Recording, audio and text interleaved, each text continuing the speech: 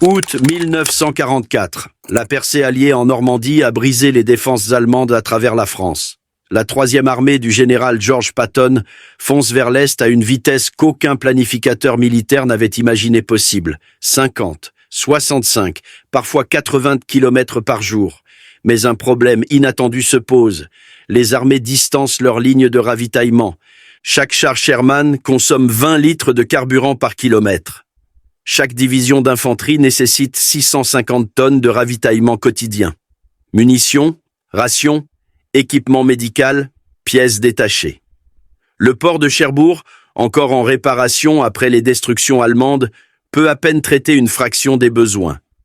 Le prochain grand port, Anvers, ne sera pas opérationnel avant des mois. Cela signifie que chaque chose, chaque balle, chaque bandage, chaque boîte de haricots doit être transportée par la route depuis les plages de Normandie, sur plus de 500 km jusqu'aux lignes de front, via des routes bombardées que les Allemands ont détruites pendant leur retraite. Au grand quartier général, les officiers logistiques examinent des chiffres qui ne s'additionnent pas. Les chars de Patton tombent littéralement en panne sèche. La 3e armée a tellement avancé rapidement que les camions de ravitaillement ne peuvent pas suivre. En une semaine seulement, les unités avancées signalent qu'il ne leur reste que 3 jours de munitions. Certains bataillons de chars sont complètement immobilisés, non par l'action ennemie, mais par des réservoirs vides. La salle est en ébullition lorsque le colonel Frank Ross, chef des transports, présente la situation au général Eisenhower le 21 août. « Nous perdons 23% des approvisionnements avant qu'ils n'atteignent le front », rapporte Ross. Accident de camion, attaque aérienne allemande, panne en cours de convoi. Si Patton s'arrête, les Allemands vont se renforcer. S'il continue à avancer sans ravitaillement, son armée va s'effondrer. Eisenhower fixe la carte. La fenêtre pour mettre fin à la guerre avant Noël se referme. Combien de temps pour régler cela? Des semaines, peut-être des mois. Nous devrions complètement repenser le système de convoi, établir des dépôts de maintenance appropriés. Nous n'avons pas des semaines. Le doigt d'Eisenhower suit la ligne rouge marquant la frontière allemande. La Wehrmacht est en retraite maintenant. Donnez-leur le temps de se regrouper et nous nous battrons à travers la ligne Siegfried en hiver. Il parcourt la salle du regard. J'ai besoin de solutions dans les jours qui viennent, messieurs, pas dans les mois. La réunion se termine sans réponse.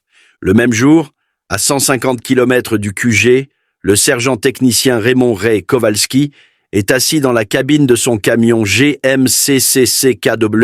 fixant l'épave d'un autre convoi. 8 camions, renversés, calcinés, des approvisionnements éparpillés sur le bas-côté. Une attaque à la mitrailleuse de la Luftwaffe les a pris groupés sur une route étroite, des cibles faciles. Kowalski a 34 ans, un routier longue distance de Pittsburgh avant la guerre. Pas de diplôme universitaire, pas de pédigré militaire, juste 15 ans à transporter de l'acier à travers les routes de montagne de Pennsylvanie par tous les temps, toutes les conditions. L'armée l'a enrôlé en 1943, l'a formé pendant 2 semaines et l'a envoyé en France. Maintenant, il regarde de braves gens mourir parce que personne au commandement ne comprend comment fonctionnent réellement les camions. Il allume une cigarette et pense à quelque chose que son dispatcher à Pittsburgh disait toujours, « Les convois, c'est pour la parade. Les profits sont dans l'espacement. » La doctrine officielle du convoi pour la Red Ball Express, le nom de code de cette opération de ravitaillement d'urgence, est simple. Les camions voyagent ensemble en formation de 20 véhicules ou plus, espacés de 55 mètres, vitesse maximum de 40 km par heure, sécurité et nombre. Kowalski a conduit 6 convois dans les 2 dernières semaines. Chacun d'eux a subi des pertes. Le problème n'est pas seulement les attaques aériennes allemandes, bien qu'elles soient assez mortelles. Le problème est ce qui se passe avant l'attaque. 20 camions groupés sur une route rurale française constituent une cible visible à 15 km. Quand le véhicule de tête repère un avion ennemi, tout le convoi s'arrête. Personne ne peut manœuvrer. Les camions devant sont piégés par ceux derrière. L'espacement censé assurer la sécurité crée en fait une zone de mise à mort parfaite. Mais Kowalski remarque autre chose. Le 23 août, son convoi est retardé à un dépôt pendant 6 heures. Certains camions sont chargés plus vite que d'autres. Quelques conducteurs impatients partent seuls quand leur cargaison est prête. Sans coordination, sans organisation. Ces conducteurs indépendants arrivent au dépôt de ravitaillement avancé en toute sécurité. Tous. Le convoi officiel que Kowalski finit par rejoindre perd 3 camions dans une attaque de FW-190. Il commence à observer le schéma.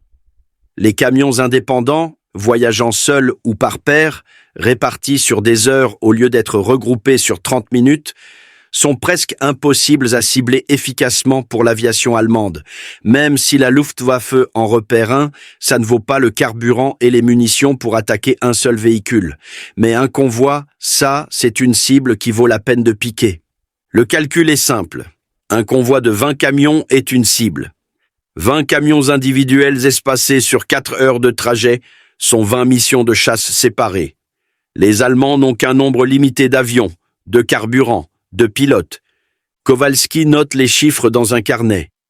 Les convois subissent en moyenne 23% de pertes, accidents, attaques, pannes. Mais la poignée de camions indépendants qu'il a suivis, moins de 3% de pertes.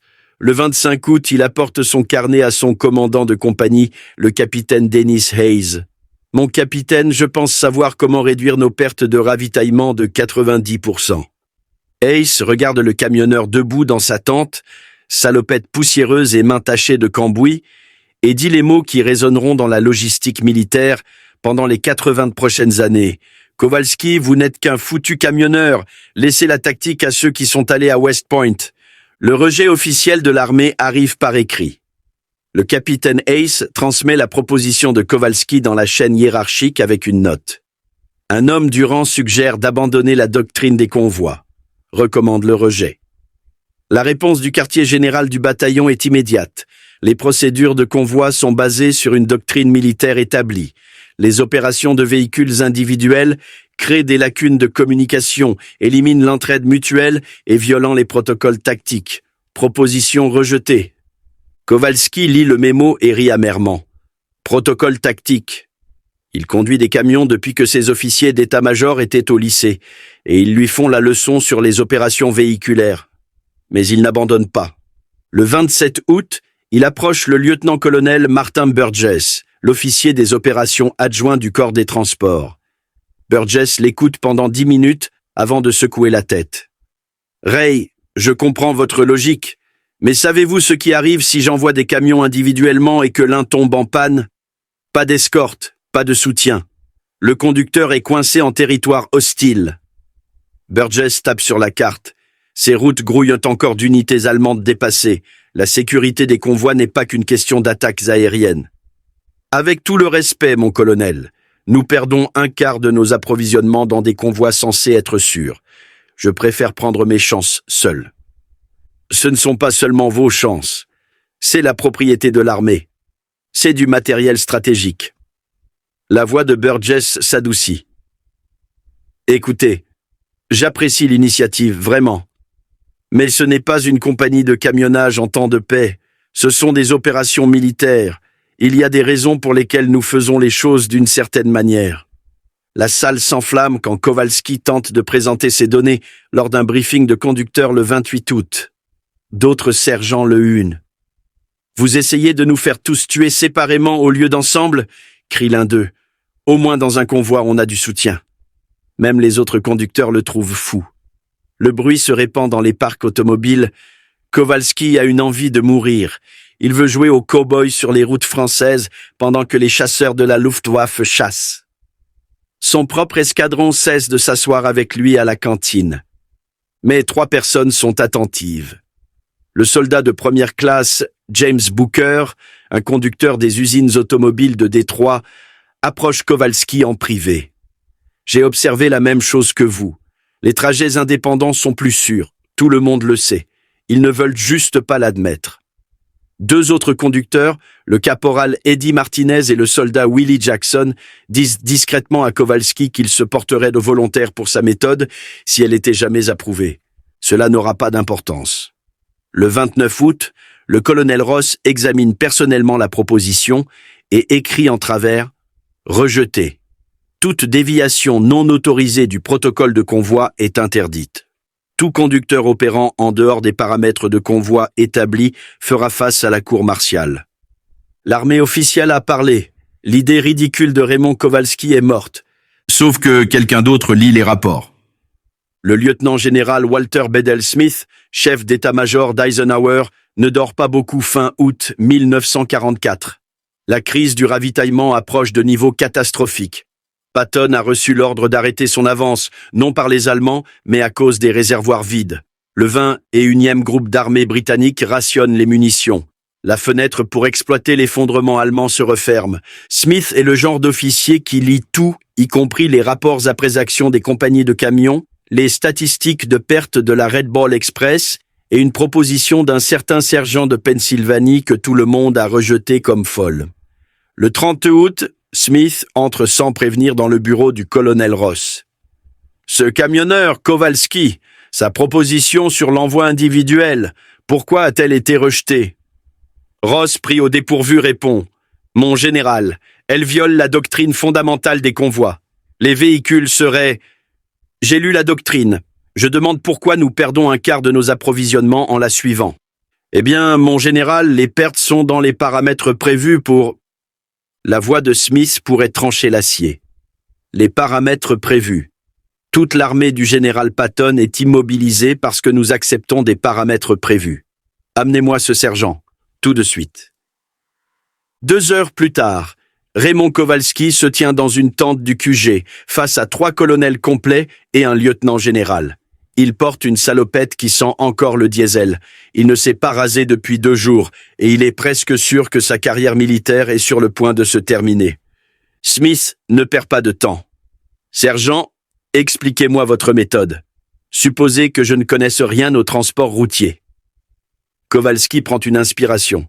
« Mon général, les Allemands ne peuvent pas attaquer ce qu'ils ne peuvent pas prédire. En ce moment, nous envoyons des convois de 20 camions à des intervalles programmés. La Luftwaffe connaît nos heures de départ, nos itinéraires, nos vitesses. Ils positionnent simplement des chasseurs le long de la route et attendent. Il sort son carnet usé. Mais si nous chargeons les camions dès qu'ils arrivent au dépôt, sans attendre l'assemblage du convoi, et les envoyons immédiatement à intervalles décalés, les Allemands ne savent jamais quand ni où intercepter. Au lieu de 20 camions groupés sur 1 kilomètre, vous avez 20 camions répartis sur 100 kilomètres de route sur 3 heures. Et les pannes ? Interrompt le colonel Ross. Et les forces terrestres ennemies ? Même solution que maintenant. Nous avons toujours des jeeps d'escorte sur les routes de patrouille, mais un camion en panne n'arrête pas les 19 autres. Et une unité allemande dépassée pourrait tendre une embuscade à un camion. Dans un convoi, elle en aurait à 20. La salle tombe silencieuse. Smith regarde les chiffres que Kowalski a relevés. Convoi conventionnel, 23% de pertes. Camions indépendants, 3% de pertes. Les données sont trop limitées, argumente Ross. Des preuves anecdotiques sur une poignée de... Testons-les. La décision de Smith est immédiate. Sergent Kowalski, vous allez diriger une opération test. 1 semaine, 20 camions avec votre méthode de dispatch. Si les pertes tombent en dessous de 10%, nous la mettons en œuvre à l'échelle du système. Le visage de Ross vire au rouge. Mon général, si cela échoue, alors j'en assumerai la responsabilité. Mais si cela fonctionne, et que nous ne l'avons pas essayé, cet échec est aussi le mien. Smith regarde Kowalski. Vous avez votre chance, sergent. Ne la gâchez pas. Le 1er septembre 1944, Kowalski se tient au dépôt de ravitaillement d'Alençon, regardant 20 camions arriver pour le chargement. C'est son test, sa seule chance. Si cela échoue, des hommes meurent, et il passera le reste de la guerre en prison militaire. Si cela réussit, il pourrait sauver des milliers de vies. La méthode de convoi traditionnelle fonctionnerait ainsi. Les 20 camions attendent que chaque véhicule soit chargé, généralement 4 à 6 heures. Puis ils partent ensemble en formation, espacés de 55 mètres, roulant à 40 km par heure. Temps de trajet jusqu'aux dépôts avancés, 14 heures. Temps total de l'arrivée à la livraison, environ 20 heures. La méthode de Kowalski est radicalement différente. Le premier camion finit de charger à 6 heures. Il n'attend pas. Partez, route 7, vitesse standard, opération indépendante. Le conducteur semble nerveux, mais hoche la tête et démarre immédiatement. Le second camion finit à 6h18. Partez. Le troisième à 6h33. Partez. Au lieu d'un convoi partant à midi, Kowalski dispatche 20 camions entre 6h et 11h. 5 heures de départ décalées, ils sont répartis sur 150 km de route à tout moment, roulant à des vitesses optimales selon les conditions, plutôt qu'en formation fixe. Ils changent aussi les vitesses. Au lieu du ralenti obligatoire des convois à 40 km par heure, il dit aux conducteurs expérimentés « Roulez à la vitesse sûre ». Vous connaissez ces routes maintenant. Si vous pouvez faire 65 km par heure, faites-le. Si c'est 50 km par heure, c'est 50 km par heure. Les observateurs du corps des transports sont horrifiés. L'adjoint du colonel Ross note des violations.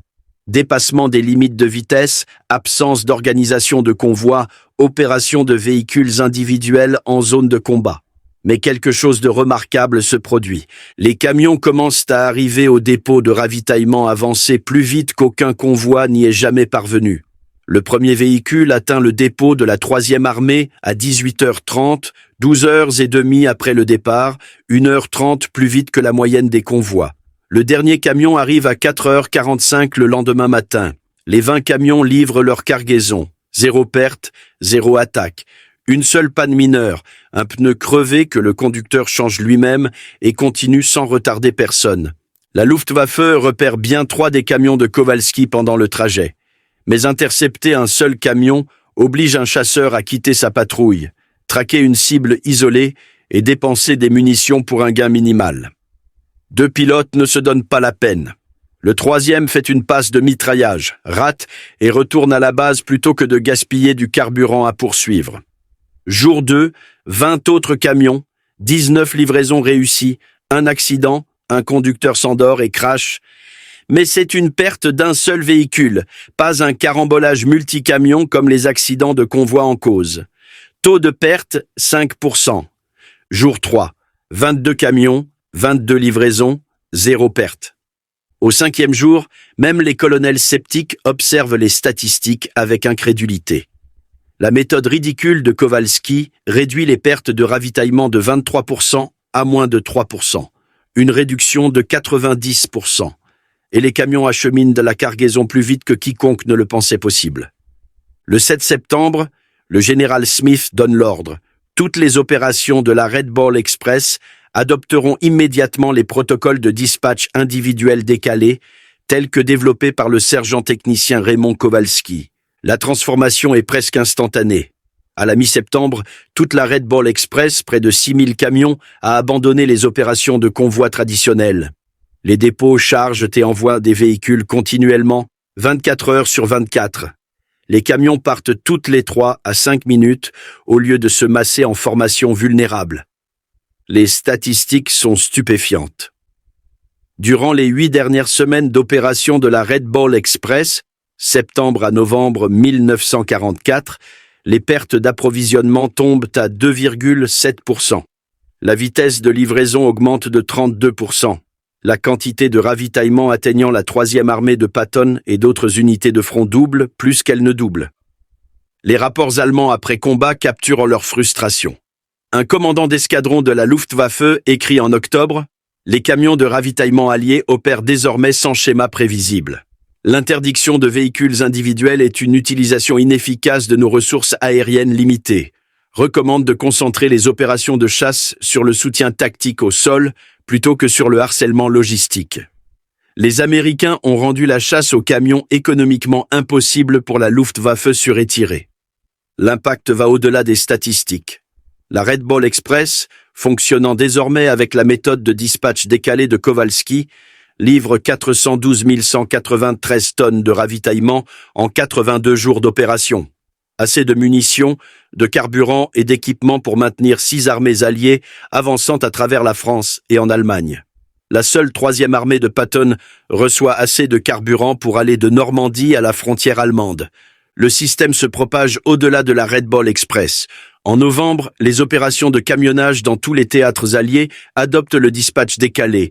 La 8e armée britannique en Italie le teste et rapporte des résultats similaires.